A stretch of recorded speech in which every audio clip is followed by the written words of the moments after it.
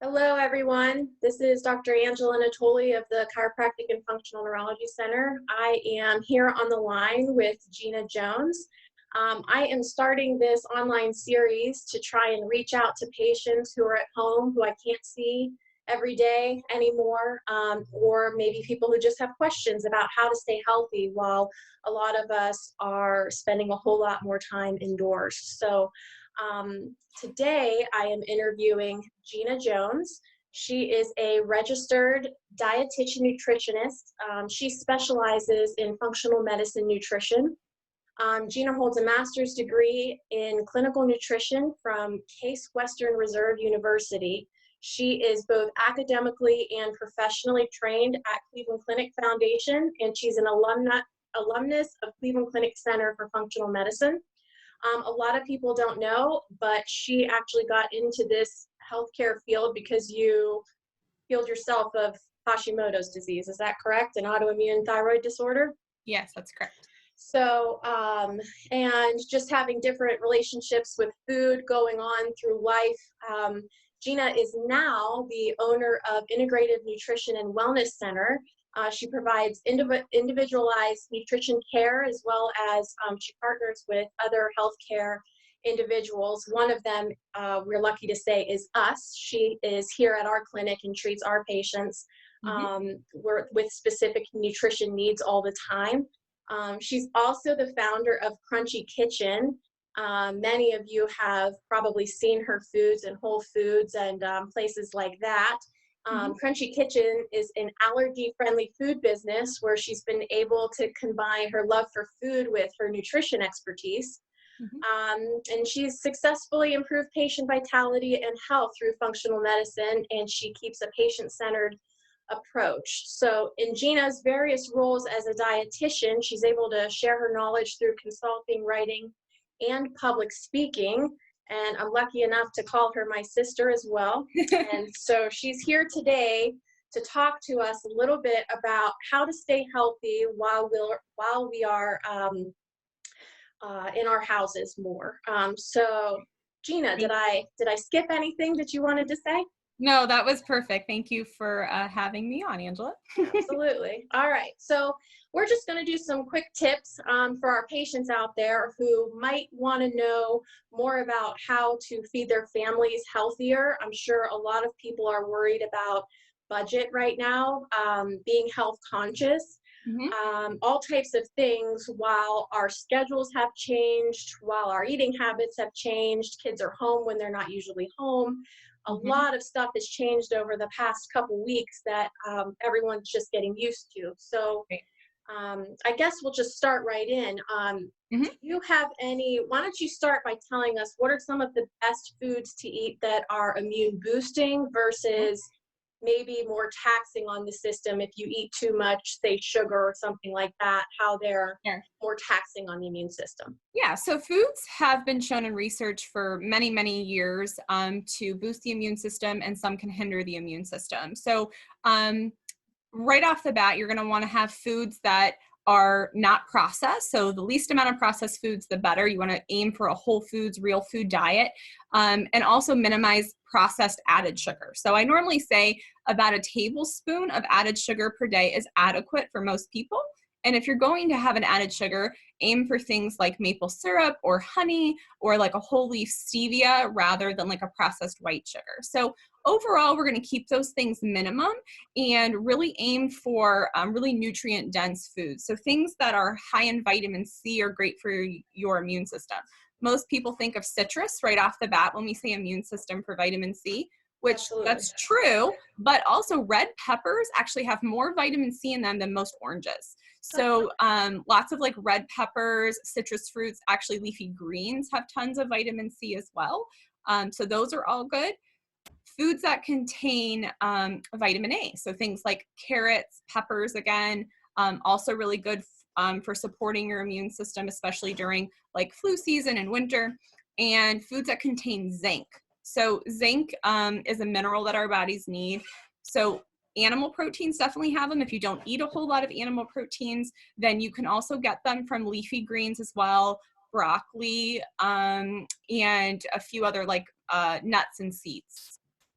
So those So would I be the main think food groups. that's interesting because I think most people say, okay, well, I want some vitamin C, I'm going to eat an orange, but I don't think a lot of Right, people think of like leafy greens or things like that as immune boosting foods. We know they're right. healthy for us, but we may not necessarily know them to be immune health, Right. basically.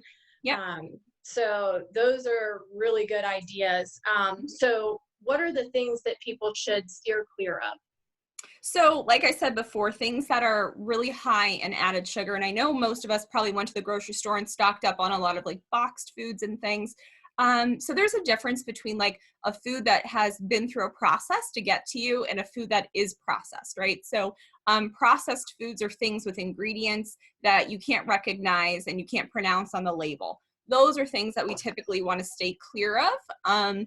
Any added processed sugar. So if you're seeing that, you know, you're buying a boxed item or a packaged item and you're getting, you know, sugar is one of the first few ingredients. Those are the things that we want to limit. I'm not saying to avoid those at all costs, but especially if we're stocking up right now, we're eating a little bit differently, but just try to minimize or limit those foods and aim for the other foods I talked about that are all whole, real foods.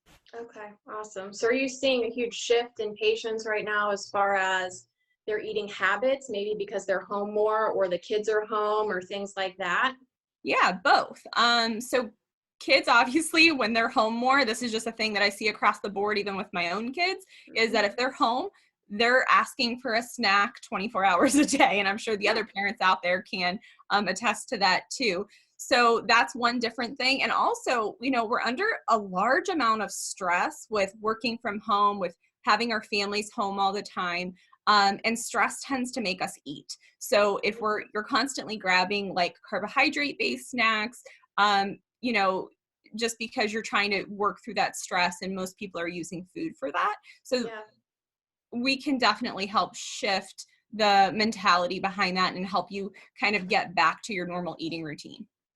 So it's better just to not even have a lot of that stuff around, or if you do, maybe just keep it minimum as a treat, like you would if we were still going to work and school and things like that, basically. Yeah, I would say it's okay to still have it in the house and stock it, but it's more of a mindful approach. So asking yourself if you're truly hungry before just going to the cabinet and grabbing some potato chips or crackers.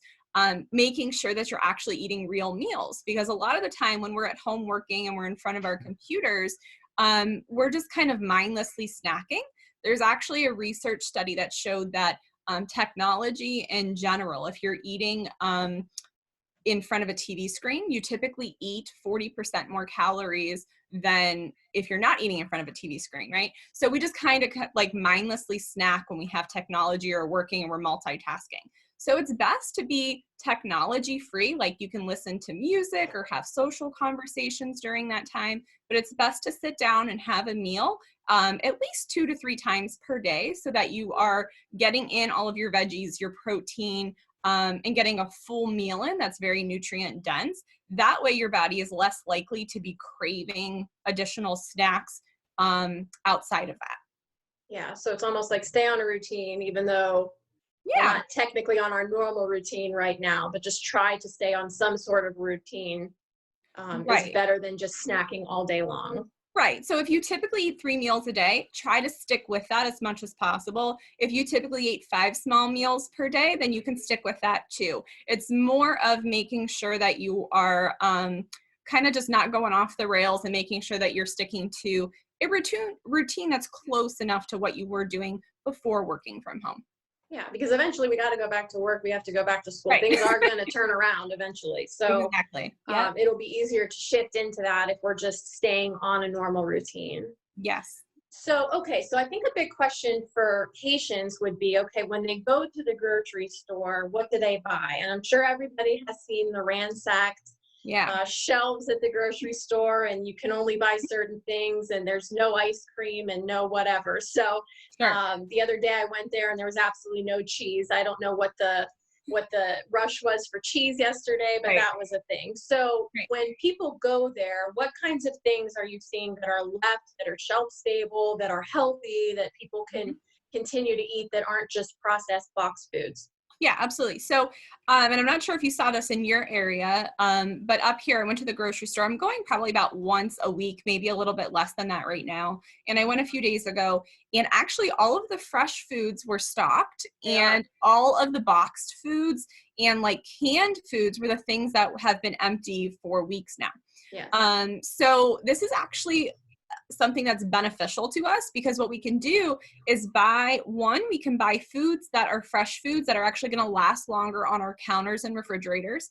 So if anyone wants to write this down, things that last longer are going to be squashes. So things like butternut squash, spaghetti squash, potatoes, sweet potatoes, regular potatoes, heads of broccoli, cauliflower, onions. So a lot of these foods can be stable on your counter for quite a long time. Or if you put them in the refrigerator, they'll stay fresh even longer. So those are nice things to have on hand that you can roast quickly or make a part of a meal as a vegetable that's not going to wilt very quickly, like say lettuce or some more of like the those types of foods, right? So that would be one thing. And the other thing is too, say that you buy a ton of other fresh vegetables, like also carrots last a really long time, but say that you buy some other vegetables or fruits like fresh strawberries or blueberries, you can buy enough where you can freeze your own of the fresh as well, right? Yeah. So keep some out and then freeze whatever is left over. And something that I really like to do too is make little smoothie packs. So if you're a person that used to eat smoothies or drink smoothies in the morning, you can get like little reusable bags or containers and add your fruits, your veggies, whatever you like to put in your smoothie, and put those in the freezer. That way that item is staying fresh, but then in a couple weeks when you want a smoothie, you just dump that in your blender with some milk and you're good to go, right? So those are a couple things that you could do to make those groceries last longer. Other things that stay fresh for long periods of time on your counter or your refrigerator are also citrus. So citrus fruits last a long time, pomegranates, apples, pears, anything kind of in that variety.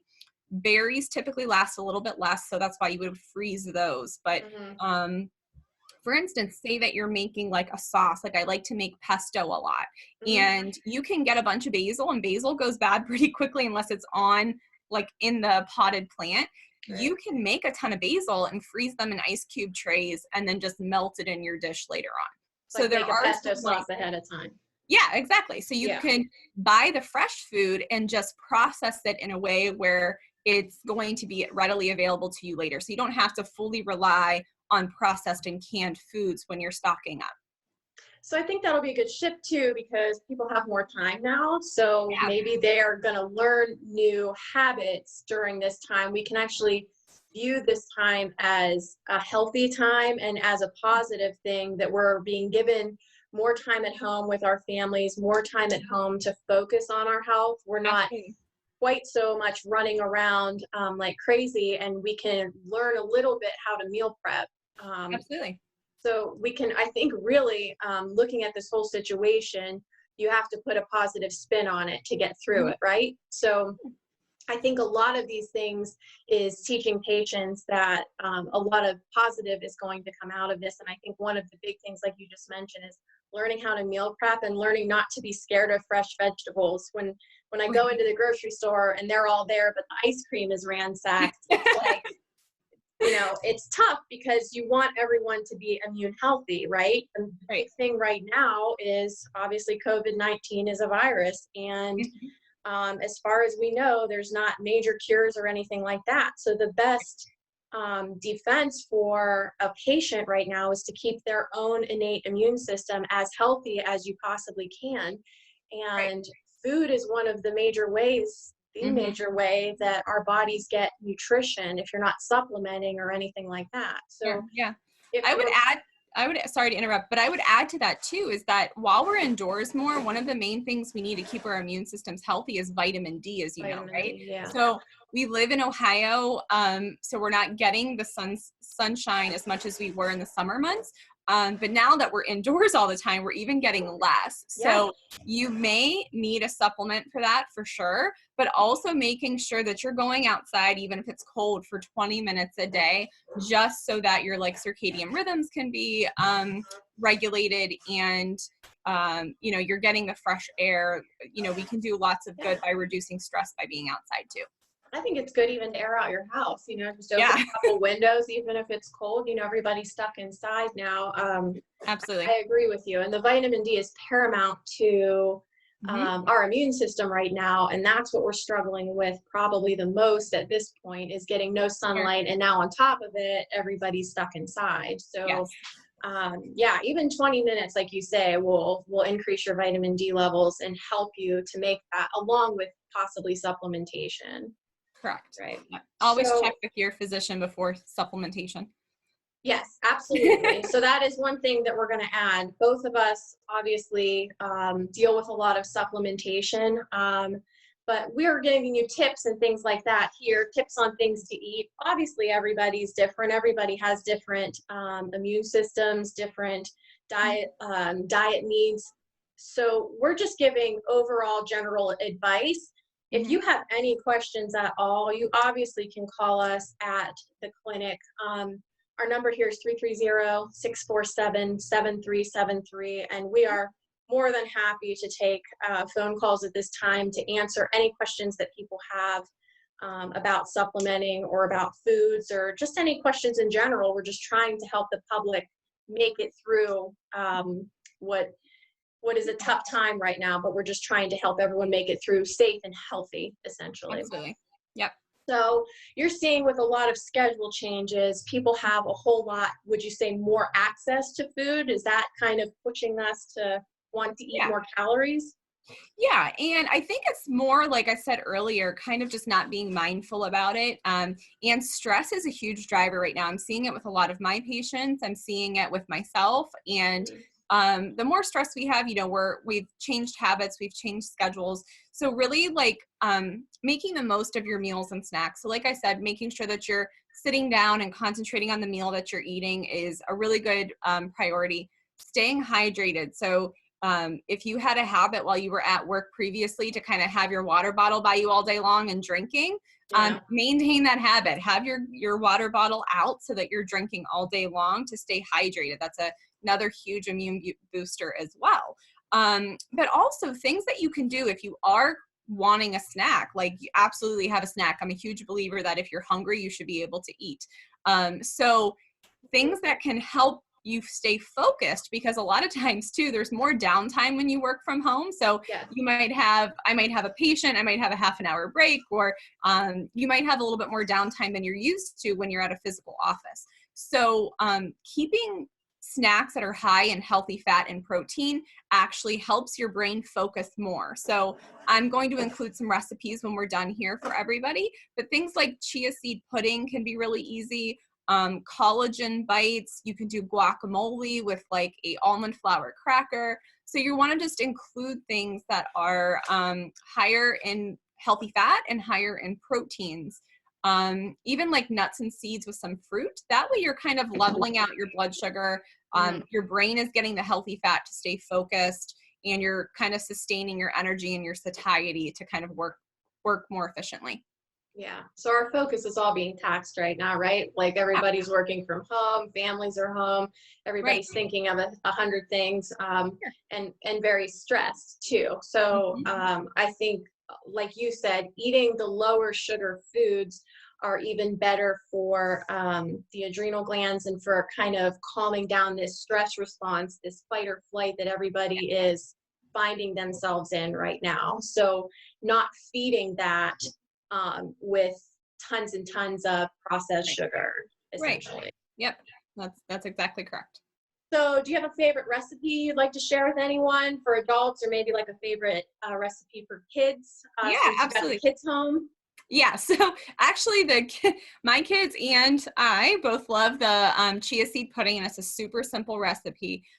All you need is some type of milk. I typically use an almond or coconut milk, chia seeds, So that could be something to put on your grocery list this week, and some type of fruit. So if you have frozen or fresh, grab that, and this is what you do. And we'll post it as well, but I'll kind of give it to you here. So I like to batch make this. So I get a big bowl and I add 2 cups of plant-based milk, 7 tablespoons of chia seeds, mix that all up till it's combined.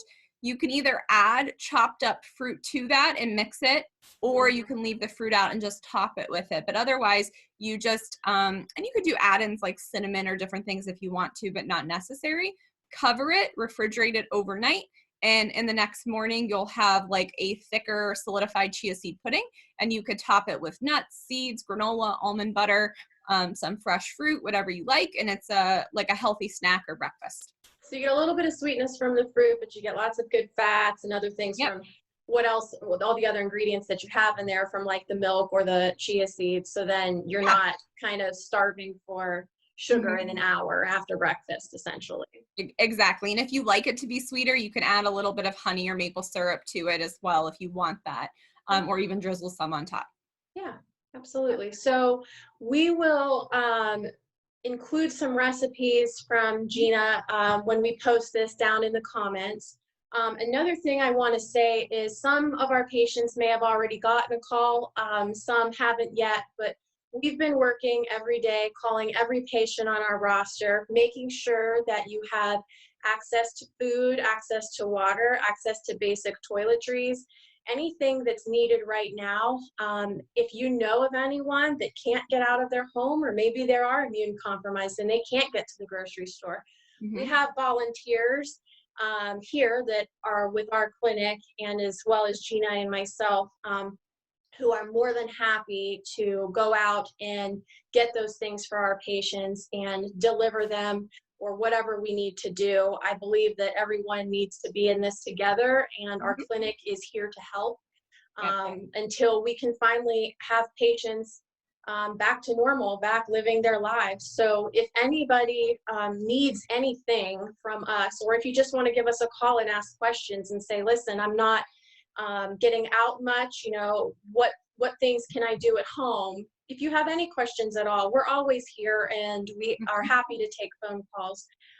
And hopefully these tips and tricks and some recipes will be very useful for everybody. I thank Gina so much for sharing her expertise with us. Stay tuned for more interviews like this. I will be trying to stay on top of this and stay connected to all my patients during this time. But again, feel free to reach out. Our number is 330-647-7373. And also, I'm sure, Gina, you'd be happy to answer any questions in the comments once we post this as well. So yeah, feel free to reach out. We love you all, and you'll be hearing from us soon. Stay happy, healthy, safe, and if you need anything, don't ever hesitate to reach out. Thank you. Have a good night, Gina. Thank you. You too. Bye-bye.